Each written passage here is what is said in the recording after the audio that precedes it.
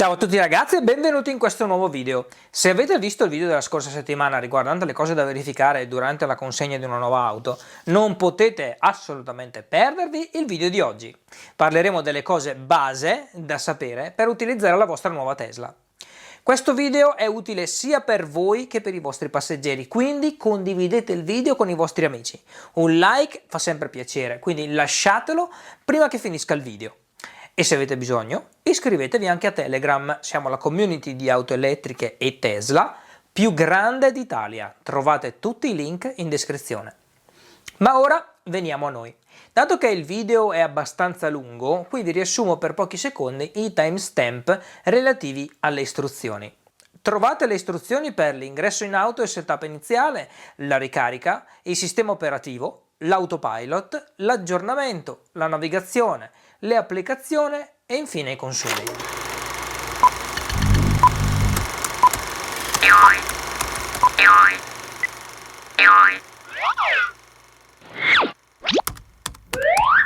La prima cosa da sapere sull'auto è come si apre. Ci sono diversi metodi per farlo, con la chiave formato tessera, il key fob e il telefono. Utilizzando la chiave RFID che viene data in dotazione, appoggiandola subito sotto la telecamera, la macchina si apre. Poi abbiamo il key fob, che è la piccola chiave a forma di Tesla, che è inclusa con Model X e Model S. Per Model 3 e Y invece è un optional. Il key fob ha alcune funzioni, quelle di aprire e chiudere i bauli, aprire e chiudere le portiere. Funziona keyless, quindi basta avvicinarsi per aprire le portiere e allontanarsi perché l'auto si chiude automaticamente. Il key fob di Model S, Model Y e Model 3 hanno una grandezza simile, mentre quello di Model X è anche più grande perché può aprire anche le Falcon Wings. È possibile anche tenere premuto il baule del key fob per aprire lo sportellino della ricarica. Ma veniamo all'ultimo metodo che è comune a tutti i modelli Tesla ed è quello più utilizzato, ossia utilizzare il proprio telefono come chiave Bluetooth. Il telefono deve essere ovviamente prima abbinato all'auto e deve avere il Bluetooth attivo per poter funzionare. Basterà avvicinarsi e premere sulla maniglia per aprire l'auto. Allontanandosi dall'auto, questa si chiuderà automaticamente. Se siete preoccupati per la sicurezza, non temete, Tesla ha pensato anche a questo. In caso, per chi volesse, è possibile impostare il PIN to drive, quindi un codice che verrà chiesto prima di guidare. Vorrei fare un piccolo appunto. Un concetto arcaico che Tesla ha cancellato completamente è che l'auto abbia bisogno di essere accesa, avere un pulsante di accensione e spegnimento. Una Tesla è sempre accesa, sempre pronta a partire, non c'è un pulsante per accenderla, si mette in marcia e si va. Punto. E a proposito di marce, Tesla non ha il cambio, quindi è a presa diretta, ve lo dico perché alcuni modelli di auto elettriche hanno 2 marce. Bene, Tesla vuole mantenere le cose semplici, quindi senza cambio. Si possono inserire le marce tramite la leva a destra del volante, un colpo verso il basso per mettere in drive, verso l'alto per la retromarcia. Quest'ultima può essere anche inserita se l'auto è in movimento, fino a 5 km/h. E un'altra cosa che non tutti sanno è come si inserisce il folle. Basta tenere su qualche secondo la leva. Come ultima cosa, il parcheggio con immobilizzazione delle ruote, basta premere sul pulsante posto all'estremità della leva. Attenzione che però premendo questo pulsante in marcia attiverete il freno d'emergenza, ok? Quindi ocio. La prima volta che si sale su una nuova auto, cosa si fa solitamente? Si aggiustano i sedili. Tutti i modelli di Tesla hanno i sedili aggiustabili elettronicamente. Si utilizzano i vari pulsanti posti a sinistra e in basso al sedile per regolare la seduta e c'è anche il cuscino lombare che si gonfia e sgonfia a piacimento. Una volta terminata l'impostazione del sedile è la volta del volante e degli specchietti. Si muoveranno grazie ai joystick posizionati sul volante. Per modificarne la posizione entriamo nel menu in alto e creiamo un nuovo profilo, così da salvare tutti i nostri settaggi e già che ci siamo impostiamo sul nostro profilo la Easy Entry. Questa modalità Easy Entry permette un ingresso e un'uscita comoda, così da non fare fatica. Per me ad esempio che sono parecchio basso è molto utile, mi distanzia quanto basta dal volante e ritrae il sedile per facilitare l'entrata e l'uscita. Per attivare l'ultimo profilo scelto basta premere il pedale del freno e automaticamente il sedile, il volante e gli specchietti si metteranno nella posizione salvata. Lo specchietto retrovisore centrale non è elettrico, quindi lo potete sistemare alla vecchia maniera. Bene, ora che abbiamo salvato il profilo di guida, tutte le volte che farete un aggiustamento vi apparirà in alto a destra il pulsante salva. È possibile salvare fino a 11 profili di guida. Io ad esempio ho salvato diversi profili per quando sono in coda, per quando sono in autostrada o per quando attendo la fine della ricarica al supercharger per stare un po' più comodo.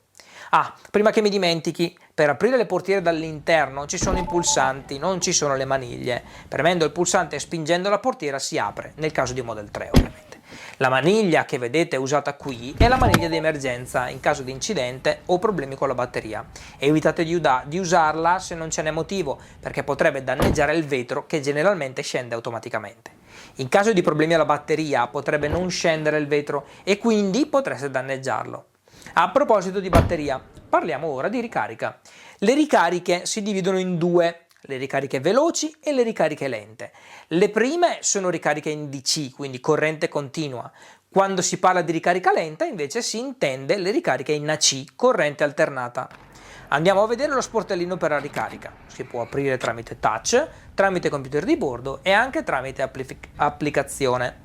Non sforzate lo sportellino per la chiusura perché si chiuderà da solo dopo un determinato tempo. Oppure puoi andare a chiuderlo tramite app e anche tramite computer di bordo.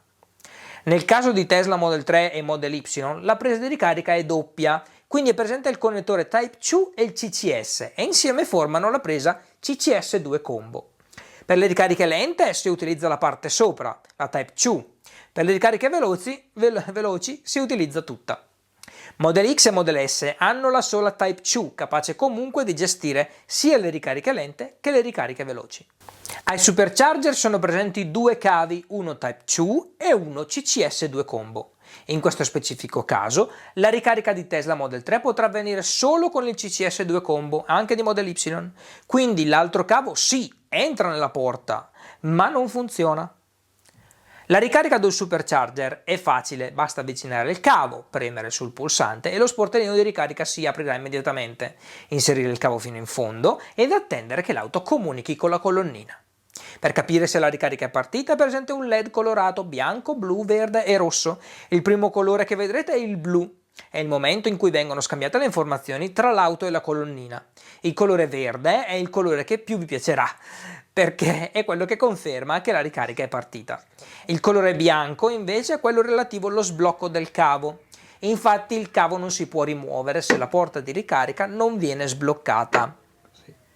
E per andare a sbloccare la porta occorre andare ad interrompere la ricarica. Si può fare tramite computer di bordo e anche tramite app. Il LED diventerà bianco e quindi sarà possibile andare a rimuovere il cavo. Mi raccomando, non andate mai a sforzare il cavo. Il colore rosso è il colore che più odierete, se vi capiterà mai di vederlo. Io l'ho visto una volta. Sta a significare che la ricarica non sta avvenendo, probabilmente per un problema con la colonnina. Provate a cambiare colonnina ed eventualmente, se ancora non parte, chiamate il numero verde. Su ogni colonnina Tesla, ma anche sulle altre colonnine, è presente il numero verde gratuito attivo 24 ore su 24. Nel caso delle ricariche al supercharger, controllate che sul sito tesla.com sia stato inserito il vostro metodo di pagamento preferito, la carta di credito, altrimenti la ricarica non parte. Sul sito Tesla sono presenti i prezzi delle ricariche in diverse nazioni. Per l'Italia il prezzo è di 30 centesimi al kilowattora, ma al momento, da circa metà del 2019, le ricariche sono gratis per tutti. Durante la ricarica potreste sentire dei rumori forti, quindi non vi preoccupate.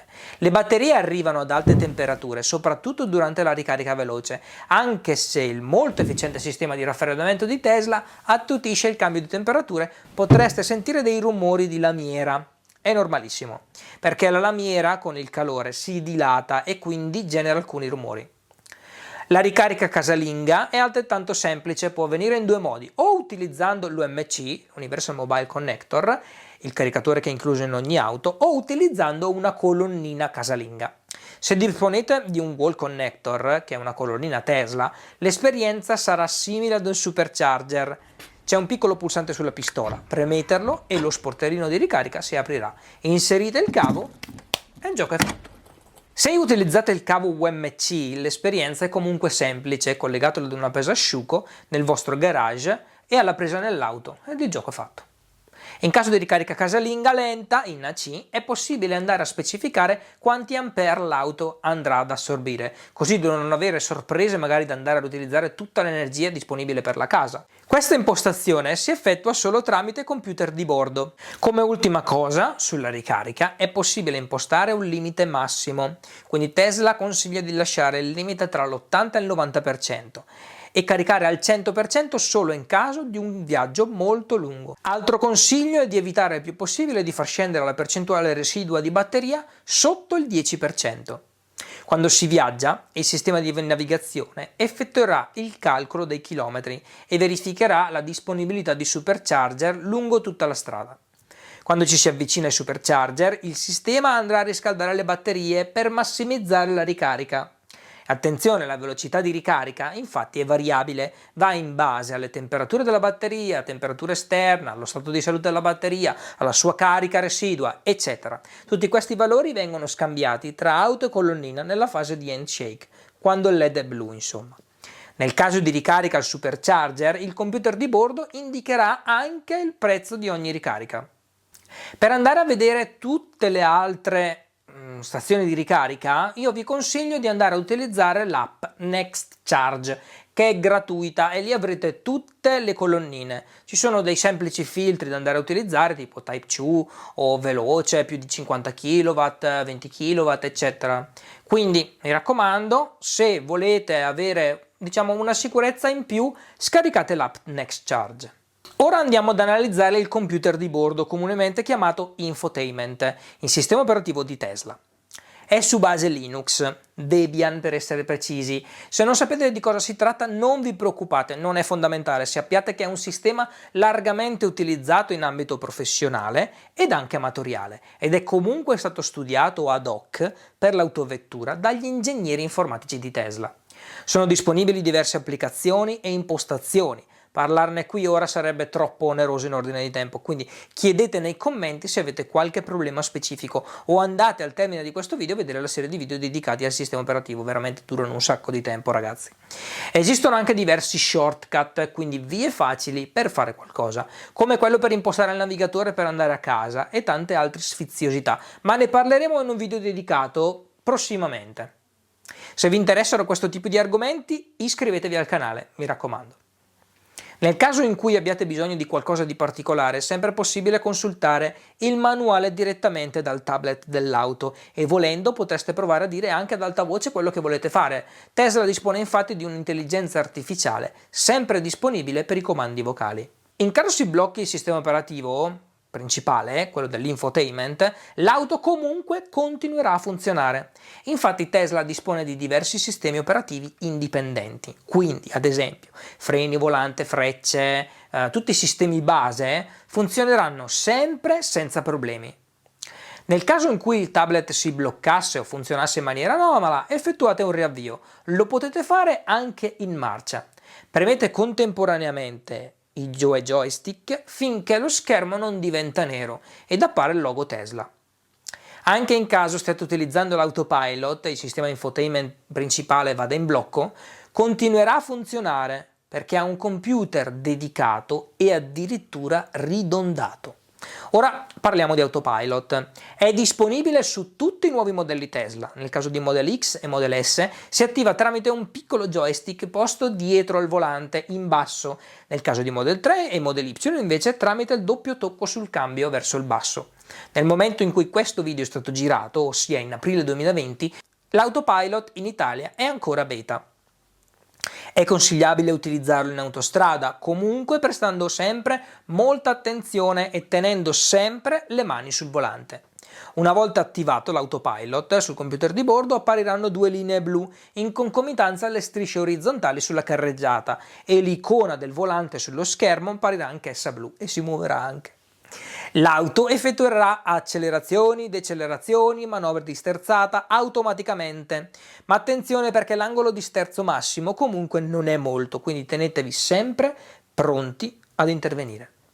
Per dovere di cronaca devo avvertirvi che è possibile che a causa di alcune imperfezioni della verniciatura della segnaletica orizzontale sulla carreggiata, l'auto possa erroneamente interpretare i segnali e potrebbe fare manovre pericolose. Le nuove versioni di Autopilot prevedono anche il riconoscimento di stop, semafori, passaggi pedonali, eccetera, ma prima di utilizzare l'Autopilot in percorsi cittadini verificate la legislazione in vigore nella vostra nazione. Autopilot, come il sistema operativo Tesla, è sempre in continuo aggiornamento, pertanto tenete l'auto sempre aggiornata. Parliamo ora degli aggiornamenti. L'aggiornamento è possibile farlo autonomamente. Quindi non è necessario portare l'auto in assistenza per installarlo, lo potete fare comodamente da casa.